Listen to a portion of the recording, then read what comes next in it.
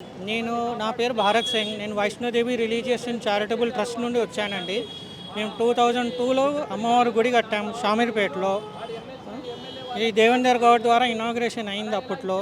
20 years కిందకి అయిపోయిన కథని ఈరోజు ఉన్న సర్పంచ్, అక్కడ లోకల్ బ్రోకర్స్ వాళ్ళు వీళ్ళు వచ్చేసి మీ గుడికి ఎలాంటి రుజువులు లేవు, చేయలేదు అనేసి గుడి జాగా అంతా కబ్జా పెట్టుకొని చేసుకొని గుడి జాగా అమ్ముకున్నారు. దానికి సంబంధించిన డాక్యుమెంట్స్ మేము కలెక్టర్కి ఇచ్చాము, ఎంఆర్ఓకి ఇచ్చాము, గ్రామ పంచాయతీ కూడా ఇచ్చాము. ఎలాంటి యాక్షన్స్ ఎవరు ఏం తీసుకోలేదు ప్రస్తుతానికైతే. ఈ 1 ఇయర్ నుండి స్టార్ట్ అయింది. 1 ఇయర్ నుండి చాలా రిగ్రెస్గా చేసుకున్నారు. ఎందుకంటే ఈ గవర్నమెంట్ ఉంటుందా పోతుందా అంత టీఆర్ఎస్ లీడర్స్ ఇదంతా చేసింది. సర్పంచ్కి మొరబెట్టుకున్నా, పోలీస్ స్టేషన్ పోయినా కానీ ఏ మాత్రం ఆడ పని చేయకుండా రౌండ్ అప్ చేసి పెట్టేసుకున్నారు. నన్ను మొత్తం చేతులు కట్టేసి ఇంక్లూడింగ్ నన్ను నాన్ లోకల్ అనేసి తిడుతున్నారు. నువ్వు ఎవరు నేను చూసుకుంటావు, నువ్వు నాన్ లోకల్ వీడే ఎట్లా. 20 సంవత్సరాల నుండి గుడి వచ్చిన తర్వాత 20 సంవత్సరాల నుండి మేము రాకపోక ఉన్నప్పుడు మేము నాన్ లోకల్స్ ఎట్లా అవుతాము? ఈ గుడి కట్టిన తర్వాతే ఆ ఏరియా డెవలప్మెంట్ కిందకి వచ్చింది. ఫేజ్ 2 ప్లాన్ దీంట్లో మెన్షన్ చేసినాం. ఫేజ్ 2 ప్లాన్ కిందికి ఉంది. ఇది అలాట్మెంట్ గవర్నమెంట్ ద్వారా జరిగింది. క్లియర్గా మెన్షన్ చేసి ఉంది ఫేజ్ 2 ప్లాన్ కింద ఉందని.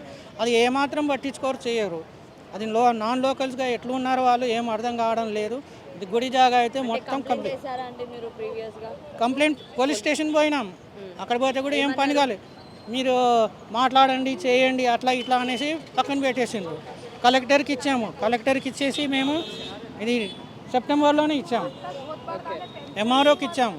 మళ్ళీ గ్రామ పంచాయతీ సెక్రటరీకి డైరెక్ట్ నేనే పోయి మాట్లాడి ఇచ్చినాను.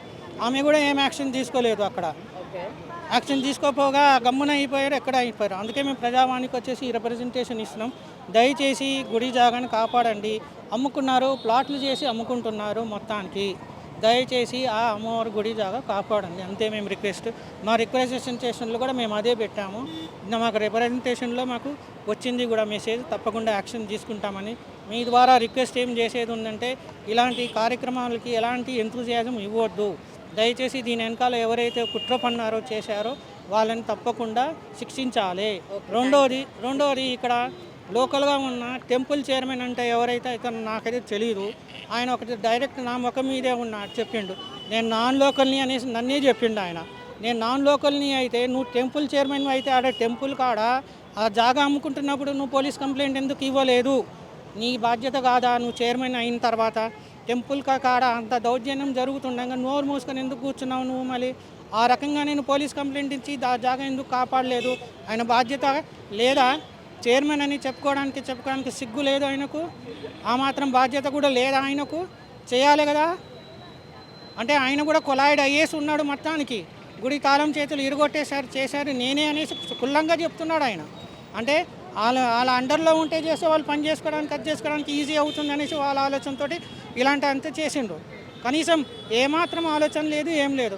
నా వల్ల ఏమైనా తప్పు చేసుకుంటే నా మీద యాక్షన్ తీసుకొని చేయడానికి నేను రెడీగా ఉన్నాను. ఎక్కడ రమ్మంటే ఆడికి వచ్చి మాట్లాడడానికి చేయనీకి. ఈ రకంగా చేయడం మంచిది కాదు. టెంపుల్ ల్యాండ్ టెంపుల్కే ఉండాలి అని మా ఆలోచన ఉంది. రిప్రజెంటేషన్ ఇచ్చాము. ఆ రిప్రజెంటేషన్ మీద ఇప్పుడు సర్కార్ ఎట్లా పనిచేస్తుందో, గవర్నమెంట్ ఏం యాక్షన్ తీసుకుంటుందో చూడాలని వెయిట్ చేస్తున్నామండి.